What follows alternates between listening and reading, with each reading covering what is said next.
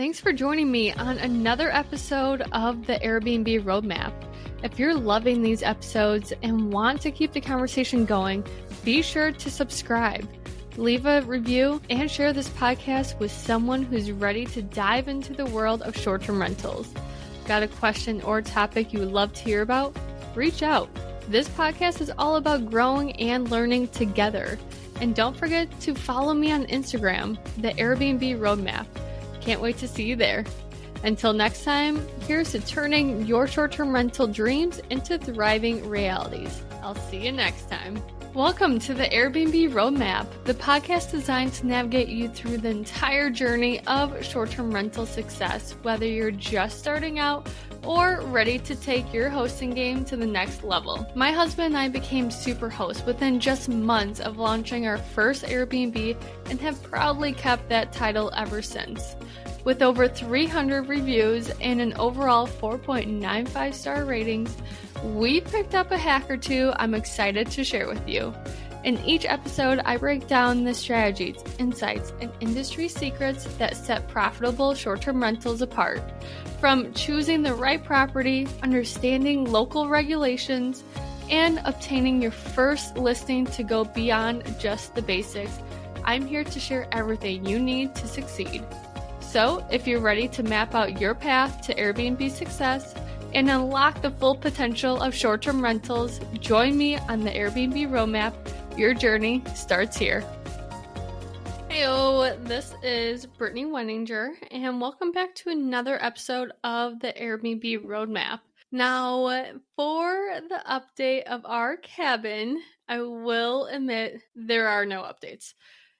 We just went through the inspection and all that good jazz. I did talk about that in the last episode of some things that we found and some negotiation skills that I did to get us more than what we wanted.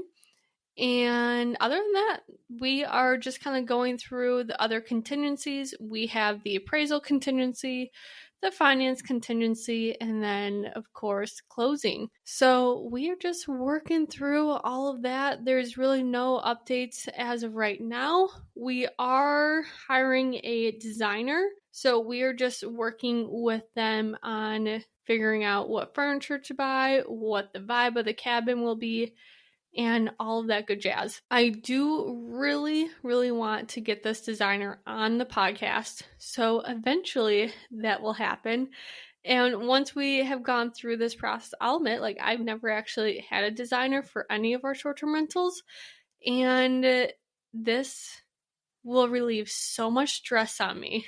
I suck at designing. I'm not good at it. I will literally just scroll on Wayfair over and over and over, looking at the same thing, having a million ideas, and let's just say designing is not my forte. So I'm super excited to actually have them and work with them because they will relieve so much stress off of me, and I'm just excited to see what they come up with because I have such a in the box creativity when it comes to interior designing, and these people literally just think outside the box, and I would have never thought about some of the designs that they come up with. So super excited about that. For this week's episode, I will admit a little weird for me to talk about this because I really try to stay as humble as I can and just kind of go with the flow with my life.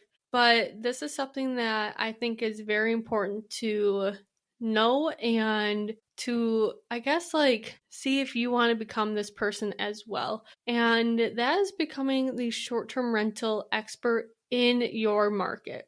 This is something that I have been and just kind of honestly just kind of fell in my lap. I don't really know how I got to this point of being the go-to short-term rental agent. But here we are, and I will admit, I was fighting this for so long, and I just kept on, all my business plans, I just kept on being I want to be the top listing agent, top buyer agent, blah, blah, blah, blah, blah. And I swear, short-term rentals just kept on coming into my life and I kept on pushing them away, and I don't know why, but I finally just embraced it, and I have become the go-to expert, which I'm very thankful for. I love when other agents reach out and ask me short-term rental questions, because obviously I can talk for days about short-term rentals, hence me starting this podcast, because why keep all the knowledge in my head when I can just share it to the world? So if you are a real estate agent right now, or just want to become a real estate agent, keep on listening to this podcast, and most importantly, this episode, because it has changed my life, just getting a niche and being that one go-to person. So I live in Madison, Wisconsin, and it's just one of those things that it's a big city. It's not even like a big city. Chicago's a big city. Madison's not a huge city. Like, you will still see the same people on the streets and like recognize them. But anyways, still a city. And there are a lot of real estate agents in the city. And I just kind of came to the realization that I'm just competing with everyone else. I'm trying to do what everyone else is doing, become the best listing agent, become the best buyer agent, blah, blah. And I just felt like I was just fighting and going against the current. Well, when Clay and I got our very first short-term rental, I was not shy about it. I was preaching it to the world. I was like, heck yeah, guys, look what I'm doing. And people started noticing that. Well, once we got the second one had a lot more shenanigans. And let's just say I was telling everyone about that. Should I have been telling everyone, the bad parts about short-term rental? Probably not, but that's just who I am. I'm so transparent and open book. So if you ask me anything, like even a personal question, I mean, if it's a creepy personal question, I'm not going to answer. But like, if you ask me anything, I'm probably going to answer. And I just felt like I needed to tell people that short-term rentals are not the easiest. Like, me being the quote-unquote expert in this, I still struggle a lot. So just being so vocal about it gained more exposure to other real estate agents in my area. And now I get phone calls, I get emails, DMs of other agents wanting to meet up for coffee, and just me telling them all things short-term rentals. That's all fine and dandy, and I love doing it for people. However, what I don't like is when... Hold on, my husband's calling me. And we're back. Sorry, that my husband literally just called telling me that I'm talking about short-term rentals and doing this episode right now. But he just called me letting me know that a guest still has not left, and our checkout's at 11 and it's 11:17, and he's actually there because our month is like almost 100% booked. So we just have like about 3 to 4 hours to get in there and do some maintenance stuff. So he was just doing some little knick-knacky stuff, and he's like, oh, they're still there. Can you write them a message? I'm like, yes, 100%. But that was super random, and I apologize. So what I was saying before was that the one thing I'm not really keen on is when an agent says that they can service, or I guess provide the best service for a client that wants a short-term rental, but in reality, they have no idea how to handle that situation. Short-term rentals are a beast when it comes to just a transaction overall.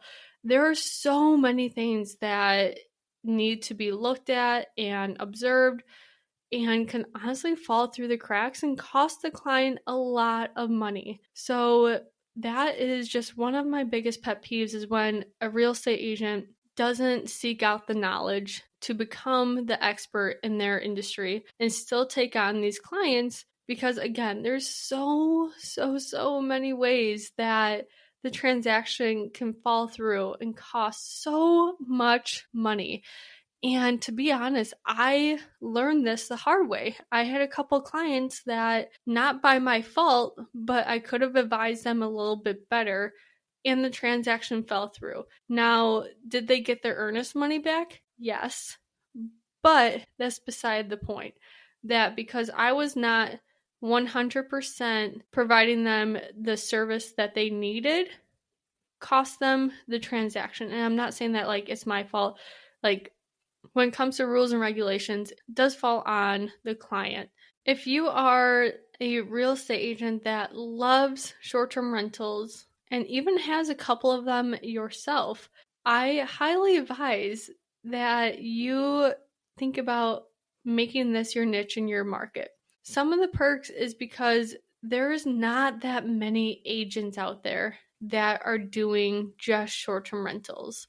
Now, I'm not saying that like if a client comes up to you and says that they want to list their house, don't just reject them. Like, obviously list their house. And if another client comes up to you, say that they want to buy a house, like still work with them. Like, you can still service other clients, but there are like few of us that actually really specialize in short-term rentals. And if you want a leg up in your industry and in your market, think about that. Especially if you already have all the knowledge for short-term rentals, might as well capitalize on that and make it your niche. Once I started embracing the short-term rentals, because again, I was literally working toward the current and not with the current, a lot of doors opened up for me. And this has helped my business so much. And some of the doors that opened up are companies that reach out saying, hey, can I send my short-term rental clients to you to find a short-term rental in your market? And of course, like if I am the expert, then they already know, like, and trust me. And I don't have to compete with other agents trying to figure out like, all right, who's the best agent for this client? Like, these clients already know me, like me, trust me, because they are a referral from a very known company. So those are the doors that will open up to you once you niche down with short-term rentals. Now, you're probably saying, Britt, how the heck do I actually do this? Like, I've been in the business for a couple years now, maybe 2, maybe 5, maybe 10 years now. How do I pivot my business to make this a long-term game? And the one thing I will say is advertise on your social media that you are the short-term rental expert. Now, just, stay humble. Don't think that you know it all, because I can guarantee you, you don't. I don't know it all. And just start providing really great information about short-term rentals. One of the videos that was a huge hit on my social media, and I don't have a huge following. Like, I think I have 1,500 followers right now. Like, I'm not the person that has 71,000 followers. Like, honestly, I kind of wish I was, but I don't know the algorithm and all that shenanigans to get that many followers. But that was just me being 100% transparent, that if you do go on my personal Instagram, it's not going to be like, oh my God, this chick is like killing it on the gram, because I'm not. But the video that I posted that got a lot of people interested is this one. It's just telling people what the host fees are for short-term rentals. So like, Airbnb is 3%, Verbo is 5%, Booking.com is 15%. When I disclosed this to all of my followers, a lot of people were like, oh my gosh, I didn't even know that there was host fees. And when I talked about how, if you are traveling and you need to book a short-term rental, check on Airbnb and Verbo. And I will guarantee you that Verbo is probably going to be more expensive than Airbnb, and that people will list the same property on both websites, and Airbnb will probably always be less because the host fee is less. So when I disclosed that nice little travel hack, a lot of people were like, oh, she knows what she's talking about. Even though it's the most simplest concept, but no one knows about it if they are not in the industry. Also, what I was doing And honestly, I just need to pick this back up. But I will find a good short-term rental on the MLS and just say, hey, this property is a really good opportunity. I don't even disclose any numbers that it could make because that's kind of like a liability thing. But I just say, hey, this is a really good possibility. If you're interested in possibly buying a short-term rental or just getting into the short-term rental game, reach out to me because this might be a good opportunity for you. And I was getting so many short-term rental clients that I didn't even know were already following me. Obviously, once you start closing these people, like these people actually purchase short-term rentals, make sure to advertise that and make sure to publicize their short-term rentals on your social media because it's a big deal for them too. So I have this friend that was with me at a really crappy job, Clinton and Julia, that's his wife, and they reached out to me and they wanted to buy a short-term rental. We found one for them, and literally, like, I would say it took them 2 months to renovate that. But once they did, they sent me the listing and I advertised it on my profile, my social media. And that just shows that, one, not only am I there for them to get their short-term rental, but I'm also there for them afterwards too. And that just creates such a great bond with them of like, hey, like, I am there for you, like, through it all. When you launch it, I want to celebrate that to the whole world because that is such a special moment for them. And why not celebrate that in front of everyone else? And that just exposed their cabin to so many other people. Now, again, I'm not saying that you need to change your whole business strategy. But if you're a real estate agent listening to these episodes and trying to fight that current and become the best listing agent or buyer agent in your area, and you're competing against like 1,000 other agents, why not do something that you love? And I'm just speaking from experience because, again, I kept on pushing this away from me so many times because I was like, short-term rental clients are the hardest. I don't know how to navigate them. There's just so many ways that, for liability.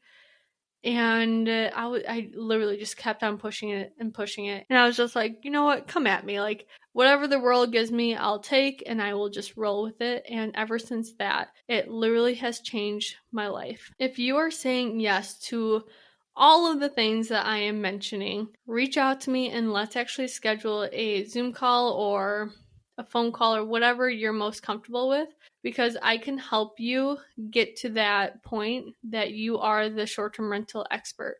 Because it's not just how you service your clients, it's the value that you bring to them. And I have a lot of documents that I provide my clients that help them with their short-term rental search, and then also during escrow and afterwards. Because if you provide them with all of this knowledge, they will then refer you and also remember you for their next one and the next one after that and after that. So let's schedule a phone call. I will teach you how to become this person and we will get the ball rolling for you. You can reach me at my Instagram, the Airbnb Roadmap. Just shoot me a quick little DM, and I respond to all my messages personally, so I'll make sure to reach back out and schedule that phone call with you. Or you can just email me at the Airbnb Roadmap at gmail.com.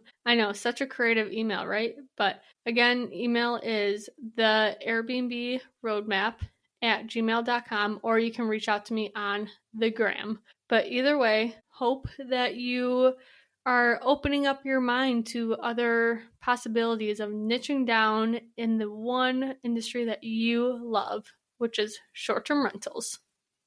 Thanks for joining me on another episode of the Airbnb Roadmap. If you're loving these episodes and want to keep the conversation going, be sure to subscribe, leave a review, and share this podcast with someone who's ready to dive into the world of short-term rentals. Got a question or topic you would love to hear about? Reach out. This podcast is all about growing and learning together. And don't forget to follow me on Instagram, the Airbnb Roadmap. Can't wait to see you there. Until next time, here's to turning your short-term rental dreams into thriving realities. I'll see you next time.